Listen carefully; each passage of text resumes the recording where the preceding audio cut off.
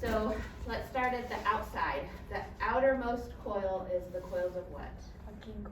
The bucking, the shields, right? Just in from the shields are the main magnet. Just in from the main magnet, the shims, right? And just in from the shims are the gradients, right? So what kind of magnets are the gradients? Resistive magnets, right? And they can be resistive because what is the strength of a gradient versus the strength of the coils of the main magnet? Millitesla, right? Versus Tesla.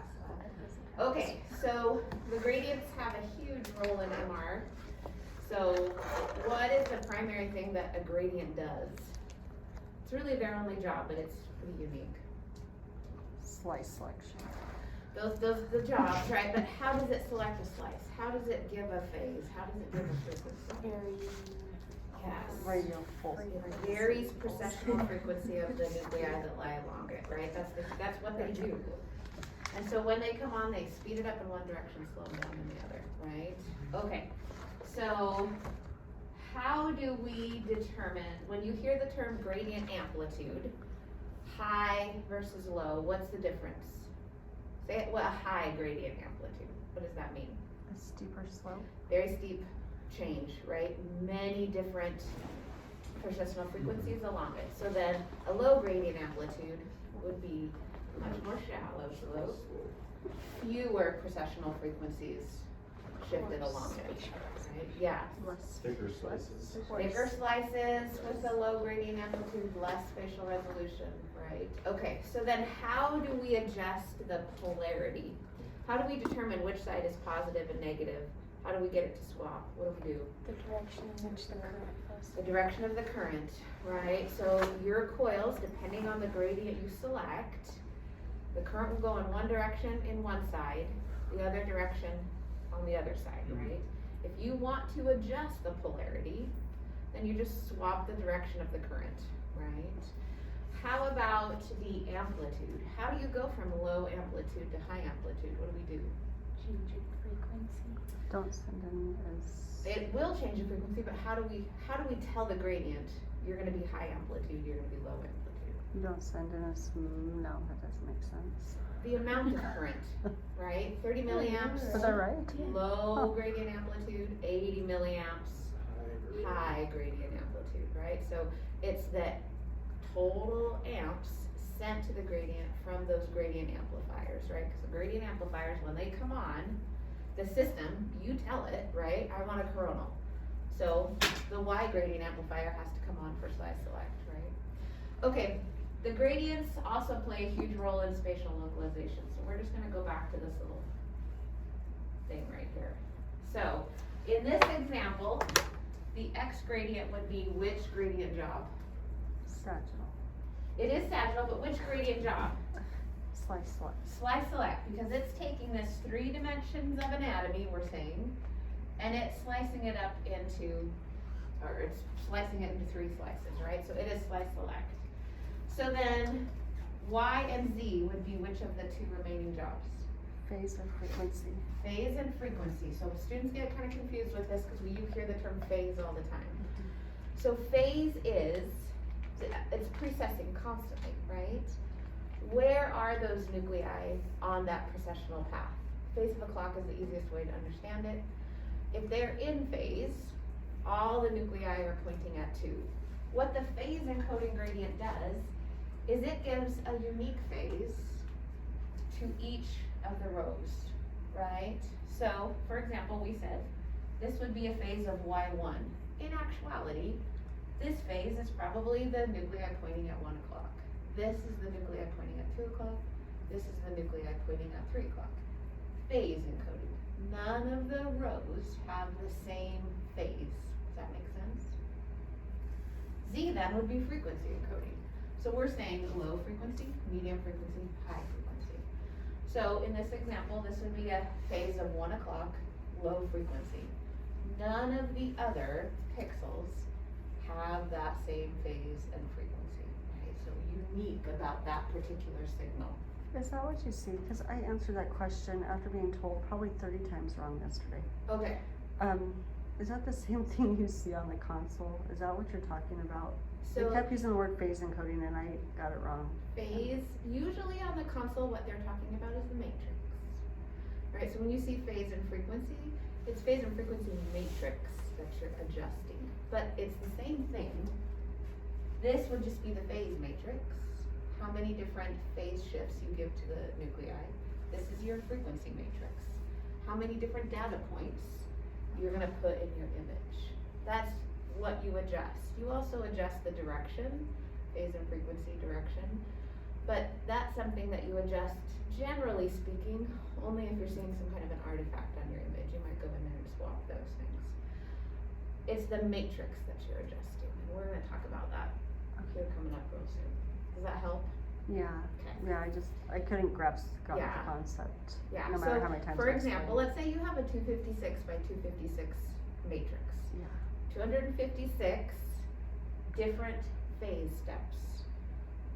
Straight up 12 o'clock, just a little between 12 and 1, just a little more between 12 and 1, 1 o'clock, just a little past 1, just a little halfway between 1 and 2, closer to 2, 2 o'clock. So you have that many different phase shifts, 256. The frequency, say you have a 256 by 256 matrix, that means you have 256 individual data points that you're gonna give 256 varying frequencies to. And that's based on your receive bandwidth, which we're gonna talk about. Right, so those you adjust. The phase matrix is the most commonly adjusted, simply because it's part of our scan time calculation. And you can use it to reduce your scan time. Okay. But it's still a matrix, so when you reduce a matrix, what do you do to your spatial resolution? You decrease, if you make it. Decrease it, right? So Yeah. think of a TV monitor or a TV screen. Right now we have 1080i, right, versus 1080p. Beautiful, huge monitors, right? Beautiful TVs. Years ago, they were like 256 by 256, you know, maybe 512 by 512. So what's changed? The detail, the resolution is what's changed when you get those huge matrices, right? So that's what you're adjusting, is your resolution and basically scan time.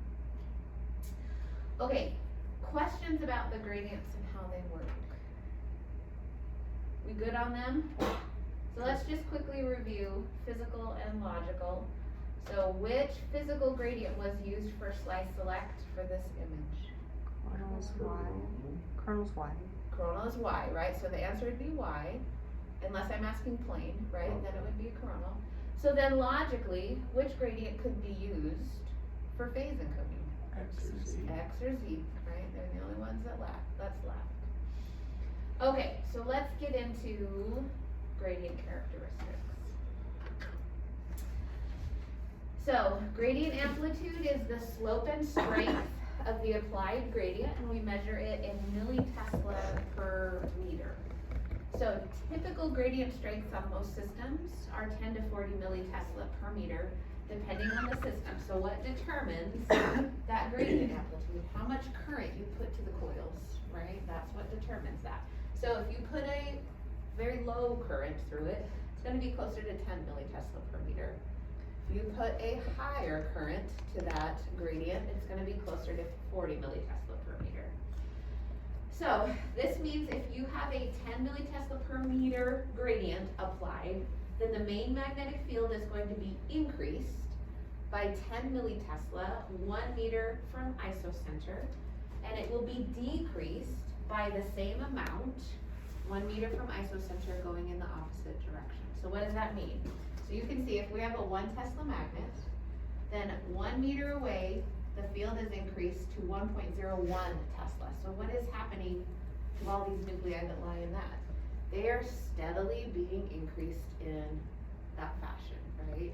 So 1 Tesla, 1.001, 1.002, 1.003, until finally, 1 meter away, we are at 1.010. So obviously, this is a very low amplitude gradient. You're going to have huge sections of nuclei that are precessing at the same frequency.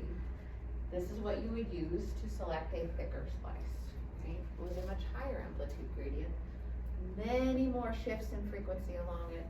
That's what you would use to select a thinner slice. All right, the rise time.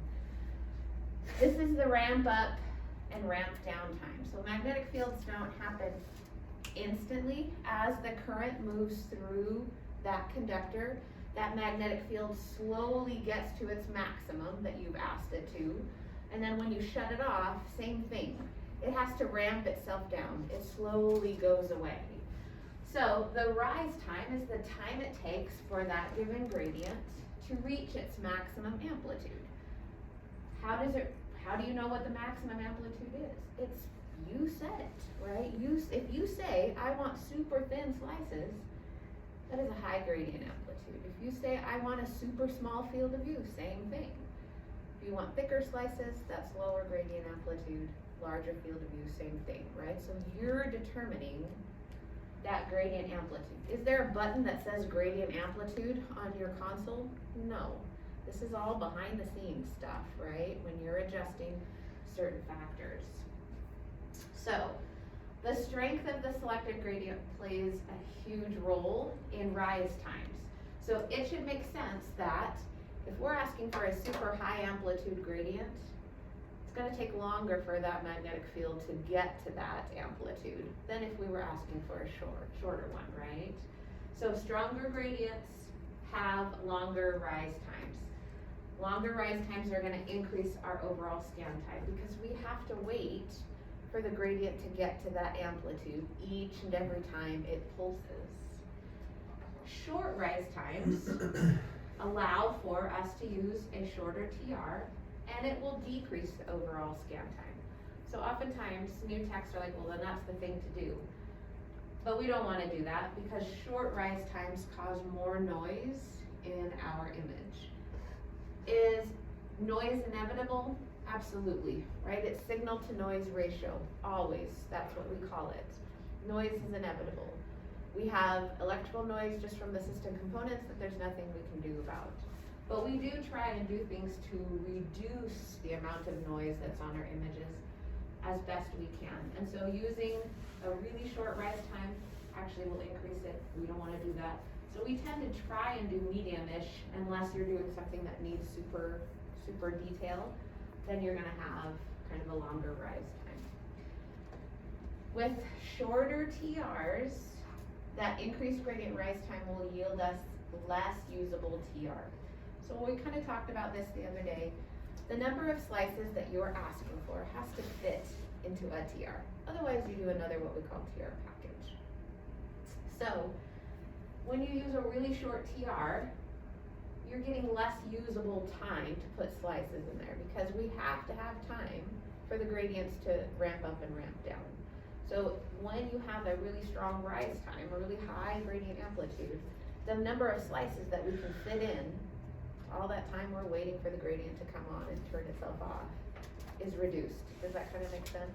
And we're using some of that TR, that repetition time, to allow the gradients to come to full strength and to go back away. So the number of slices that we can fit in there just aren't gonna work. All right, the slew rate. This is the rise time combined with the amplitude. So it's expressed in millitesla per meter per second. So the amplitude was millitesla per meter, and then rise time is a time, so we add in the per second. Typical slew rates, 70 to about 200 millitesla per meter per second. So what you need to know, if you're doing super high slew rates, which is 240 millitesla per meter per second or higher, then that increases the biological effects of gradients, which is the time varying magnetic fields, right? So what does this basically mean? This means if your gradients are coming on to super high amplitudes and shutting off very quickly, one of the pulse sequences that we do, it's a gradient echo pulse sequence, it's called echoplanar imaging, EPI. It is the fastest sequence that we do in MR today. But along with that sequence, those gradients are coming on and shutting off incredibly rapidly.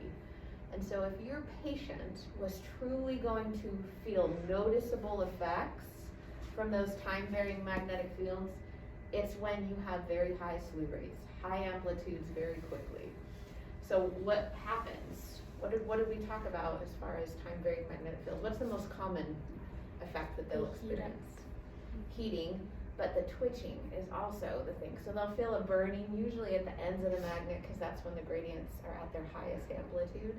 So they might feel a burning at the top of their head, a burning at the bottom of their feet, and if they're super sensitive, they'll start to twitch, right? You'll see them twitching and they're like, I can't control it. That's a sign that you need to adjust something, right? Those gradient amplitudes, select a different pulse sequence, something like that. I've only experienced one person that ever had those effects, but it's a possibility, right? So you just need to be aware of it. So again, the slew rate is the total amplitude multiplied by the time it takes that gradient to get to that amplitude. All right, and then finally the duty cycle. The duty cycle is the percentage of time that a gradient is actually working. Remember, why is it called a pulse sequence? Is things on all the time? No. No, they're pulsed, right? So it should make sense that the gradients, they're not on all the time. In fact, they're on 10 to 50% of the time, depending on the pulse sequence you use. They're not on all that often. And we know this because is there anything we can do about T1 and T2? Can we hurry that process along? No, we have to allow decay and regrowth. And so there's a lot of time in here where nothing is happening. So those two processes can work their way out, right? All right, so high gradient amplitudes, we talked about this. It allows for thinner slices because we're putting many more shifts in precessional frequency along those gradients when they're high amplitude. We can select thinner slices. We can select smaller field of use. We can select shorter echo times, and we can put more slices into a given TR, all with increased gradient amplitudes. But with that comes issues. The biggest one is gradient heating. Now, once upon a time, years ago when I did MR, every once in a while you'd get this error on your screen, and your scan would stop, you'd hear the noise stop, and it was a little window that said, gradient cooling in progress, will begin again in 5 minutes, right? So MR is already long, right? And then the gradients would get super hot if you were asking for really thin slices, and you'd have to sit there for 5 minutes waiting for the gradients to cool and talk to your patient and be telling them, okay, nothing's happening, but don't move, hold really still where you were. Huge, huge issue. Nowadays, the gradients are a whole lot more hardy. They can handle the heat, but if you're potentially working on an older system, you might get those errors. Nowadays, not often do you get them, but once upon a time you did. So I always depict the gradients in this fashion. So it takes some time for the gradient to reach the maximum amplitude that you asked it to, and it takes some time for it to ramp down as well. So I depict the gradients in that fashion. So this is the amplitude, right? How high we want it. This is the rise time, and then the time that it's actually on is the duty cycle. Rise time and amplitude combined are the slew rate. All right, the RF coils. So we talked shields, main magnet, shims, gradient coils, right?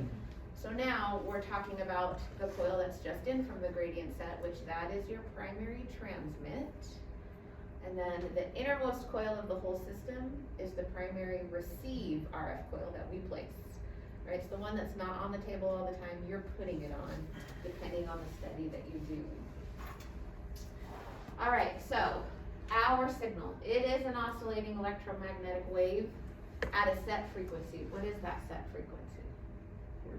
42.6. Larmor, yep, based on the field strength, right? Our signal is at Larmor unless we do something to adjust it. So we know it's at Larmor, wobbling around V sub 0. That's the equation that we get. This is all review. So in a 1.5 Tesla field, Larmor is 63.9, 3 Tesla field, 127.8. So it's wobbling and spinning around. The only way that we can actually get a signal is if we manipulate that equilibrium magnetization, right?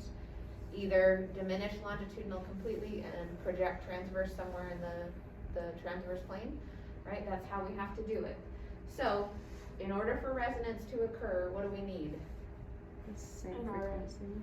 Same frequency, right? The energy we're sending in, that RF pulse, has to be at the same frequency of whatever nuclei we want to excite.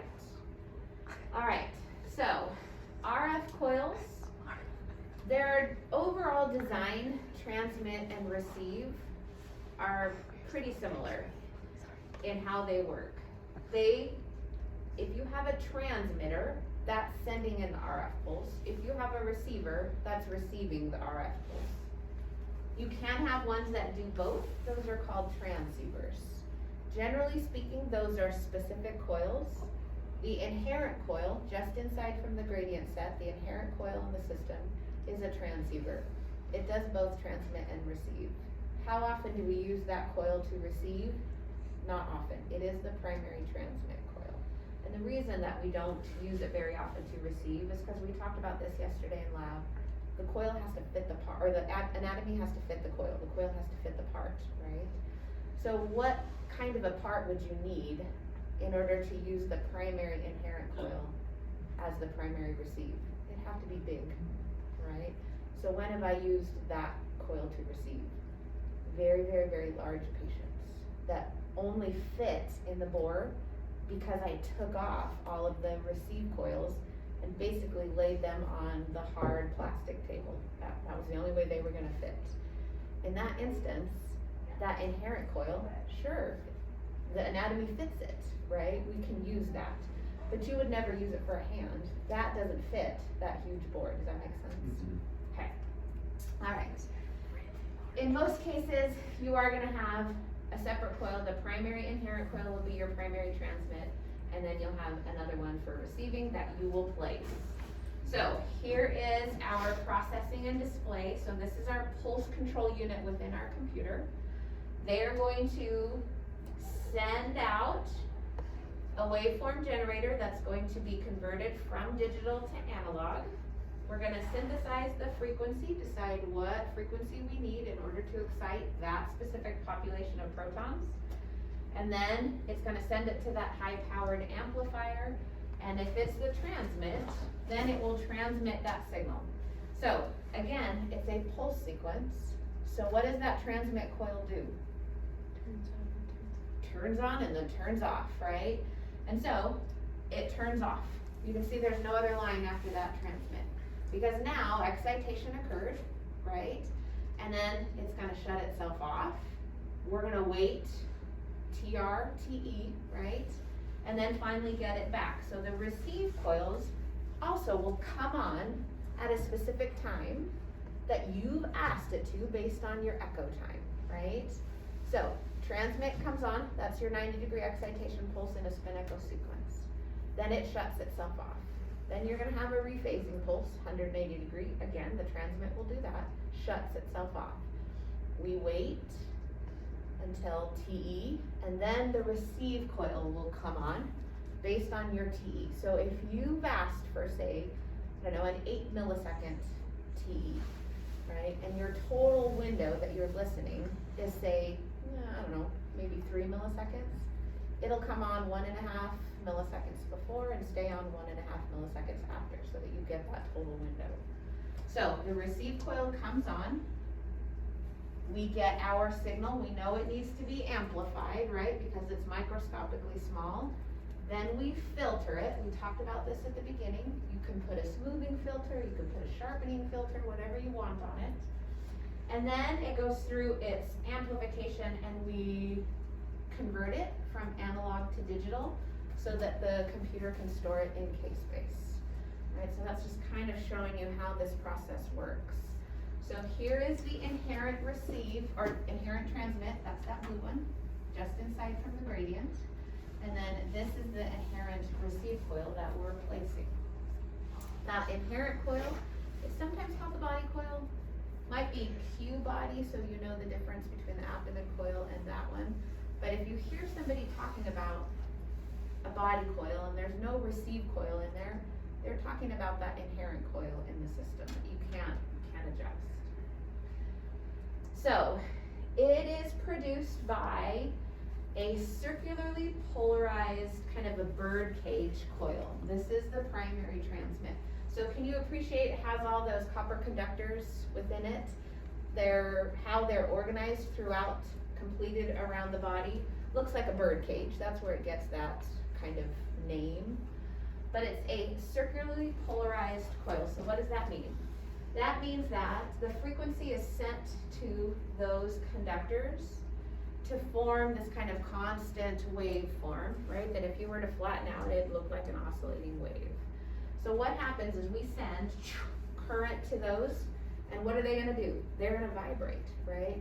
And what does that vibration do? It sends out a RF pulse, right? So it sends it out, it vibrates completely around that coil, sending out a complete waveform that goes into your body, and then it shuts itself off. And if this coil was also received, then it would come on to listen for the vibration coming back. That's why we call it an echo, right? So the job of the transmit coil is that transfer of energy, and the frequency that's produced by that is dependent upon which slice we happen to be exciting within our anatomy, right? All right, receive coils. Primary job, get the signal at TE, and we know that it's an oscillating electromagnetic field, right? So you can see it, that's that magnetic field that we put in the transverse plane precessing across the coil. So it is positive, negative, positive, negative. So it's doing the positive lobe and then it's doing the negative lobe, depending on the size of the coil. That coil, because we talked about that transverse magnetization, it is microscopically small, right? So we have to get the receive coil as close to the part as possible in order to pick up those signals. So, given the anatomy that you're scanning, your receive coil has to be the smallest coil that you can get that will fit that part, right? So if you're doing a hand, that coil is significantly smaller than say you're doing the abdomen. That is gonna be a bigger coil, right? Then say you're doing the brain. That coil needs to fit the brain, right? So the receive coil needs to be as close to the part as we can get it. So, for example, let's talk about a shoulder. The shoulder coil is like this curved structure that just kind of rests on top of the shoulder. It needs to be close. The transmit coil is the inherent one built into the system. It doesn't need to be close. It's the receive coil that does, right? So, the only time that we would use that inherent coil to receive is if the anatomy fit that part. Basically meaning that entire bore was full of anatomy. So think of a larger person. So let's say you have a small shoulder coil and a large shoulder coil. Mhm. If you use the larger one on a small, like on a smaller You're gonna have a person, lot of noise. a lot of noise. Yep, a lot of noise. So the reason for that is because those signals are so small. So if that coil is too big for the anatomy that you're imaging, that it's having a hard time listening for that signal. It's basically kind of an idea of how it works. So the harder it has to listen, the more it's picking up all of that intrinsic electrical noise that we can't do anything about. So if you get a coil that fits that part, that's right up against that shoulder, it's only getting signal, right? Because it's so close to it and it's actually able to accurately pick up those very small signals. Is noise still there? Absolutely, but not to the same extent that you have this huge coil that's way far away from the part. Does that kind of answer your question just a little bit? Yes. Okay. Do you still get noise as someone who fills the bore? You get noise regardless. There's nothing we can do about it, right? It's just how the system works. We get electrical noise. And where does it come from? Resistance, right? That's why superconductivity is so amazing, but unfortunately not everything can be that way. So we are going to get resistive noise regardless. So we want to try and minimize that as best we can. So we do that by using, longer rise times that will help diminish noise and getting the receive coils as close as possible to the part. All right, innermost coil, the one we put in there, that is the receive coil. I'm sorry, which Uh-huh. one did you say, was the blue one, that's the The- transmit coil? Primary transmit. Okay, cool, sorry. Yes, again, no, I'm fine, that's fine. You can use it to receive, it is a transceiver. Yeah, It but will do it's both, but not very often. mostly used as a Yes. primary transmit. Exactly. Most of your primary receive coils are receive only. Okay. You are going to have some transceivers that do both, some smaller coils that do both. Why? So when you have implanted devices that are not MR safe, they're conditional. There's certain conditions that you have to meet. Most of them, the magnetic field that you're gonna expose them to. Obviously, radio frequency energy is an electromagnetic wave, right? So it's producing a magnetic field whether we want it to or not. So you will oftentimes use a primary smaller transmit and receive coil so that you're not transmitting a bunch of RF energy to the whole body. Because that's what you're doing, it should make sense. When you have an entire person in here and that bird cage inherent coil is transmitting your RF energy, that more parts of the body are getting that energy than just the small part that you want to look at. Does that make sense? Yeah. So if you have a device that can't handle that kind of magnetic field, you don't want to use the inherent transmit coil. You're going to use a smaller one that's wrapped just closely around the part that you want to image, so that only that anatomy is getting that transmitted Right. RF, not the rest of it. Yeah, okay. But you tend to not use those very often. It's specific to when you guys are doing a study that requires you to not transmit energy to the whole body. And usually that's because of an implanted device. Okay, coil operation. We know any magnetic change or flux which occurs near a conductive material is going to produce a voltage. We've talked about this, eddy current, same thing, right? That's basically what is happening when our signal is skimming across that coil. Now, these animations only have one arrow. Is there only one vector in our signal? No, there's bajillions of them, right? Because the hydrogen protons are not just in one tissue, they're in all the tissues, right, that we're imaging. So as we said, we're only going to depict it with one arrow, but in your mind, you need to know that there's millions of vectors skimming across that coil, right? So when we're looking at this, and you see when it skims across one side, it's the positive lobe. When it skims across another side, it's the negative lobe. So this is a fairly medium amplitude signal, would you agree? But that's because it's depicting only one vector, right? But what you need to know is that there's certain vectors in there that are producing a hugely higher amplitude signal. And then there's other vectors in there that are producing an incredibly low amplitude signal. And then there's a bunch of them that are somewhere in between. And it has to be that way in order for us to get image contrast, right? At TE, we're getting certain high signal, certain low signal, low amplitude signals, right? So I know it only depicts it as one waveform, but please remember, that is not how it is, right? We're getting multiple vectors in there giving us signal. Some high amplitude, some low amplitude, others somewhere in between, right? So when that vector skims across the coil, the amount of electrons that it pushes in that conductor is what determines the strength, right? So if it's pushing a ton, it just made a high voltage signal. That's going to give a white or bright pixel representation on the resulting image. If that part of the anatomy created a very low potential difference voltage in that conductor, much lower signal strength, darker black pixel representation on the resulting image. Bless you. Does that make sense? Just a little bit? Okay.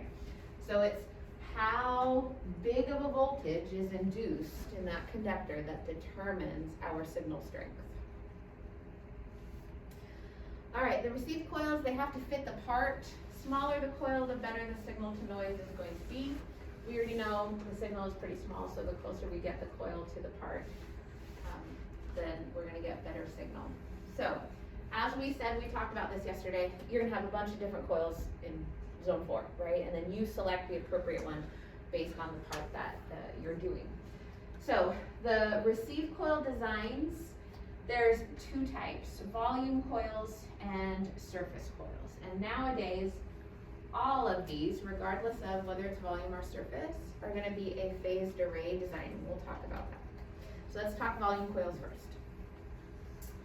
So volume coils surround the anatomy that is being imaged.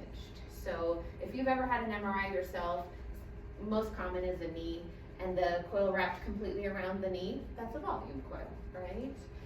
So the good thing about volume coils, they yield us pretty uniform signal to noise over the entire area. They're really commonly used for round parts, right? Because it makes sense if they're round to wrap the coil completely around it. So again, we need the receive coil close, so we like to wrap it completely around it so we get the best signal that we can. Certain volume coils are gonna be transceivers, they both transmit and receive, but most of them are receive only. You will know which ones are the transceivers because you're not gonna use them all that often. You're gonna use the inherent coil as your primary transmit, right? So when you guys are at your clinical site, ask them which coil is the transceiver. Usually you don't use it that often, and we're not talking the inherent coil. There should be a portable one that you use for people with certain devices. So this is called a neurovascular coil, it's a head coil. This top part comes off. This is a mirror to help with claustrophobia. So when you're positioning your patient with the brain coil, that mirror adjusts depending on, the patient that you have. You can move it up and down depending on where their eyes are. So generally, you're just gonna look at them, at that mirror, because you wanna see their eyes. If you look in that mirror and you can't see their eyes, they can't see out. But the mirror is meant to help with claustrophobia, because when you're looking up at it, you can see outside the magnet. It kind of gives you the illusion that maybe you're not within the board. So that's what it is. Oftentimes with brains, if you have a little kyphotic patient, are they gonna be able to lay their head all the way back in the coil? They can't do it. So we have kind of angled sponges that can be placed under the coil that will help with those kind of patients. Generally speaking, you have to take the mirror off in that instance. So it can come off if you don't use it. This is an abdomen coil. So it is a volume coil. It doesn't look like it because it looks flat. Well, that's because we use the spine coil in conjunction with it to kind of wrap all the way around the patient. So it does form this kind of 360-degree coil. So volume coils, absolutely, they give uniform signal, but the overall signal tends to be compromised because of how large the coil is. So what do I mean by that? Let's go back to this coil. It should make sense, looking at this coil, that the entire head and neck are being imaged when you use a coil like this. So uniform signal, yes, but when you have a coil that's wrapped around that much anatomy, you might get signal from a part of the anatomy that you don't want to look at. So for example, if you're doing a brain, we literally want to see from skull base up to apex. That's it. But it should make sense that all of this is gonna give us signal as well, right? So the issue with volume coils is while the signal is uniform, you're getting signal from other anatomy, and now all that does is contribute to noise. So nowadays, as I said, the coils have a phased array design to compensate for that. So what does that mean? It means that all the coils have multiple loops of conductors. And you can tell the coil, only turn this one on, or only turn these two on, not that one. So what are we basically doing then? Basically, this entire coil, we're gonna say, I don't wanna hear any signals from here. I don't wanna hear any signal from that coil. I just want signal from those four, top of the brain. So that you don't even get signal from the other parts, they're not gonna contribute to your overall noise. You decide which coil element, we call them elements, you want to listen for and which you don't. So when you take your scout, you set up, that's what you're doing? My guess is, some systems bring up, I'm gonna show you a little page. It brings up a page. It's like a little design picture that looks just like your scanner. And you pick which element you want to turn on or turn off. But not all systems are that way. Some systems, when you select your protocol, say a brain, it automatically turns those elements on and shuts off the other ones in the coil that you've told the system you're gonna use for that study. Now, if you're gonna use a different coil, you need to make sure that you're swapping out the coil in your system so that that coil knows which one is actually turned on. But there can be up to 128 different coil elements, and you decide which ones you're turning on and listening with, and which ones you're turning off. So again, this is what they look like, widely used to cover larger areas of the anatomy. Again, you can decide, I wanna listen with all three. If you're covering a huge part, like say the entire spine, you're gonna be listening with a ton of elements, right? You don't want all of that, you're only going to listen with one or two. Phased array coils have to be used for parallel imaging. We're gonna talk about that. It is a scan time reduction process. And nowadays, regardless of the overall design, whether volume wraps completely around or surface, it's just setting on there or you're laying on it, they are all going to be phased array, have multiple elements within a single coil. So, in this example, can you appreciate there's one there, there's one there, there's one there, there's one there, there's one there. And then the middle part, we have them too, and then that part. This coil is used in conjunction with the surface coil, usually the spine coil. So it wraps around the part. So then you have the elements in the spine coil too. You can decide which ones you're listening with and which ones you're not. It's what a phased array design means. Alright, surface coils. They're also called linear coils, so if you hear that, it means the same thing. They also are going to use the phased array design. They're just used to image structures that are close to the surface. So that's why it's called a surface coil. We sometimes don't want to get signal from deeper structures. So this should kind of make sense. Let's talk about the spine. If you're doing lumbar spine, the spine is very superficial. We're gonna lay our patient on this coil on their back. We don't want to get signal from the deep structures of the gut because they would only contribute to noise. We're trying to only view the spine. So we don't want those deep signals. We're not gonna wrap anything around the front. We're just gonna have them lay on the coil so that we truly are only getting signals from the structures that lie very superficial, just underneath the surface. Does that make sense? That's a surface coil. So think spine, that shoulder coil, it just sets on the shoulder because we don't want these deep signals. Your lungs are moving as you breathe, right? We know motion and MR don't go, so we don't want to get that signal. We use a surface coil to just get signal from the structures that lie underneath. If you work at a facility that does prostate imaging, not on a 3 Tesla system, you might use an intercavity coil. We stick it into the rectum and push it right up against the prostate so that we get signal from just the prostate, not the other structures that are deeper to it. That's what surface coils are. They need to be right up against whatever part you're scanning. So we're not getting deep signal, we're only getting superficial signal. So very close to the area of interest is where those structures need to be, or those coils need to be positioned. So this is out of your book. It just kind of shows you, he's laying on this particular surface coil. And if we want only the cervical spine, we're only going to have section 1 and 2 elements turned on. All these elements are still there. The coil is in the magnet, but we're not listening with them. They're turned off. But maybe we want to see the entire spine. In that case, now we're going to turn on all of those elements so that we can listen with all of them. So I talked to you, told you guys that some systems have an image. So this is a Toshiba image. Canon and Toshiba kind of go, they mean the same thing. They were purchased by the same company.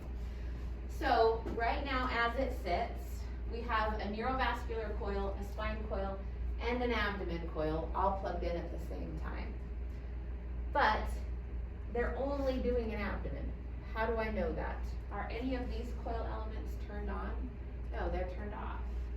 That and the lower part of the spine coil are not turned on. So they're not doing the pelvis or the chest. But all 4 coils of the body coil and 4 of the spine elements are turned on. They're doing an abdomen, front and back. So we get signal. This is a volume representation, right? We're getting signal from front and back. meaning we want to receive the signal from the entire anatomy, not just superficial structures. So let's say you were only doing the lumbar spine. That wouldn't even be on there. The only reason it's registering there is because it's plugged into the system. You wouldn't even have it plugged in. And you might only use 2 of those elements for a lumbar spine. Maybe 3 for a thoracic spine. So you would decide, this picture comes up and it asks you, how many elements do you want to use for that given coil? And you can select which ones you turn on and which ones you turn off. Does that make sense just a little bit? So I'm interested if you guys have something like this. So what kind of a machine, GE? No, Siemens? I'm on Siemens right now. You're on Siemens. If certain studies that you do, if you get the option to decide, especially spines and that kind of stuff, if you decide that. And what system are you working on, TJ? It's also Siemens. Yeah, okay. So I wanna know if you have kind of that Yeah. option. I would think you We should. did some spine gesture and I didn't. You didn't see it, anything like but that? I'll It was keep kind a of a closer blur. eye out for it. Yeah. I also didn't Yeah. see anything like that, but I mean, it's We'll know possible. what It just And again, a lot of systems, it's preset in your protocol, and you would actually have to ask the system to show you something like this. So that is a possibility as well. So in this example, like I said, if you were only doing the spine, then you might just have those 2 turned on and all the other ones turned off. If you wanted to do the entire spine, then you might have all of them turned on, based on what you want to image. Okay, so if you have multiple coils in the magnet while the magnet is working. So for example, this you have a head and a spine coil, which sometimes are on the magnet all the time. They have to be plugged into your magnet. So oftentimes you'll have plugs on the table, you'll have plugs all over the magnet so that you can plug in all the coils. Even if you are not using that coil, like in that example, they're not using the head coil. It has to be plugged into the system so the system knows that it's there. Why? Because it's a coil. And we have a moving magnetic field coming off of our patient within that magnet, yes? So if that moving magnetic field skims across the conductors in that coil that's not plugged in, we're still gonna induce a current in it, right? It's just how it works, it's induction. We can't say, no. So the system has to know it's there in order to decouple it. Basically, it's an overgeneralization, but if it knows it's there and it's not in use, it will send a current through that conductor in the opposite direction so that a current isn't induced, right? We're basically stopping it before it starts. Because if you don't have that coil plugged into your system, we're gonna induce a current in it, but the system doesn't know it's there. It can heat up and potentially ruin and destroy a coil. And you're talking $70,000 to $150,000 for each and every coil that you use. So you always have to make sure that that coil, even if you're not using it, is plugged into your system so your system can decouple it because it knows it's there. Does that kind of make sense? It's just sending a current in the opposite direction, so we're not inducing a current that could potentially be quite large and really quick. All right, the last part of this is quality control. So what did I tell you guys about QC? It's not regulated. It is not regulated in any way. So if you ever, those of you that are female, do mammo at any point in your career, highly regulated. Like the FDA controls the quality control that you do in mammo. And it tells you, you will do this, and you will do this, and every 3 years we're gonna come and inspect you and make sure you do it like we say. Very controlled. MR is not that way, right? They're like, you can do this, you probably should do this, but we're not gonna tell you to do it, right? Now, if your lab holds an ACR accreditation, American College of Radiology, which usually, most labs are pretty pleased with themselves for having that accreditation, so there'll be something on the walls of your lab saying ACR accreditation. Then the ACR controls your QA, and they tell you you have to do it. So usually QA is done right off the bat, first thing. I don't know, when do your earliest techs get there? Good question, I'll find out tomorrow. Okay. Most techs get there about 5:30, because usually you have 6 a.m. patients. But you guys have so many magnets around here, I don't know that you guys start that early, so we'll see. But usually the QC is performed right off the bat. The first person that gets there is the one that does it. And some clinics will set the QC up the night before because they know they're not gonna have patients through the night. If you work at a hospital setting, obviously you could be on call and have patients through the night, so then they tend to not do it, but kind of just depends on your specific facility. So, UC, I talk about the ACR, so everything I talk about here is ACR recommendations, right? So your facility could do it, it's just a recommendation, they might not as well. So the American College of Radiology recommends a series of tests. Generally speaking, you're going to have 3 main role players in any good QC program. The first one is going to be some kind of a physicist. So whenever you see PMs, do you guys know what that stands for? If a machine goes Preventative PM, maintenance. that's what it is, preventative maintenance.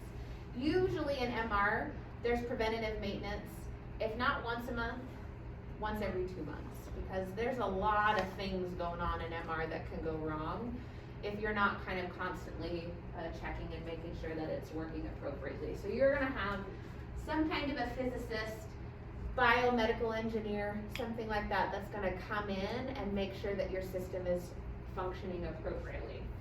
You're also going to have a head MR radiologist, and it's their job to make sure that the images are looking appropriately, right? They're like, okay, a T1 looks like a T1, a T2 looks like a T2, a stir looks like a stir, and that the image quality is good. The filter that you're using is good, the coils are functioning appropriately. Based on image quality, that radiologist can say, yeah, we're doing good. And then you're gonna have a QC technologist who is responsible for performing the QC procedures and or delegating to somebody else to perform the QC in the event of their absence. And then they're going to keep pretty good records, because if you do hold some kind of an individual lab accreditation, you're gonna have to up to continue your accreditation every few years, and they're gonna wanna see your documentation of your QC program. So 3 things: physicist, radiologist, and some kind of a QC MR tech. So what are some of the procedures that we do? The first one, obviously, is my table working like it's supposed to? Is it going in and out like it should? The last thing that we want is to have a table malfunction and have the patient stuck within the board, because we know claustrophobia is a huge thing, right? So the first thing you're gonna do is just make sure that your table is working and that your numbers as far as your table position are accurate and appropriate and moving as you move the table in and out, right? So then we're going to run a very basic QC pulse sequence. And again, the phantoms that we use in MR are generally bottles of water. That's what they are. And you put them in, we would always do the head coil. Some facilities might use a knee coil, but we're gonna use some kind of a volume coil. You stick it in there and you run a very basic pulse sequence. And then on that set of pictures, you're going to do kind of some little measurements. So the first thing that you wanna make sure is that you're actually getting a decent image.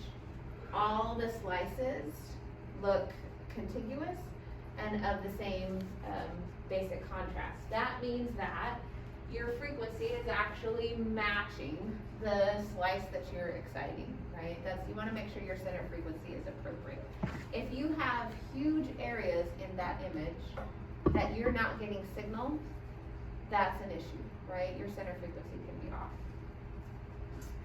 Geometric accuracy, within that water bottle you might have an area where you center your image on, and you might see some pictures of line pairs, right? That's for resolution. And so you might adjust your image, you might blow it up, magnify it, and then count how many line pairs that you can see for a given example, and then you'll document that. So if all of a sudden you're used to seeing, I don't know, maybe 9 or 10 line pairs when it's fully magnified, and all of a sudden you're fully magnifying it and you can only make out 4, your geometric accuracy is off. Then you have high resolution and low resolution. High contrast resolution, your system's ability to resolve super small black-white, high contrast objects. Low contrast, your ability to discern shades of gray, right? How many blacks, whites, and shades of gray are you seeing? And then every day you need to check for artifacts. If there's something that just is not right on that Phantom, that can be a sign that there's some inherent issues in how the system works. So again, you run a quick pull sequence on the Phantom, perform the measurements, you're gonna document them. There should be a QC binder or something where you document, maybe it's even on the computer nowadays. It doesn't take that long to do. I'm kind of telling you the main ones that you'll hit, but absolutely your hospital might kind of do it, you know, itself. So really quickly, before we kind of finish with some review, I just want to pull up your Canvas, because I want to talk to you about the ARRT registry. Now, first of all, I don't know if you guys know this, but you don't have to do the ARRT registry. Do you know that there's a second MR registry? Yes. It's called ARMRIT, the American Registry of Magnetic Resonance Imaging Technologists. So you have the option to do ARRT, or if you get out there and want to, you can do ARMRIT. You get 3 chances in each. You get 3 chances in each. Double The- her chances. Oh, So that means we man, get I 6 forgot to chances bring my total? phone. Just Nuts. saying. I didn't bring my You phone. need to run down and grab it in your office, that's fine. Nuts. Well, let me just see if I can bring up the ART website. Let me find it. So I have posted it on your Canvas, but you can look for it on the website as well.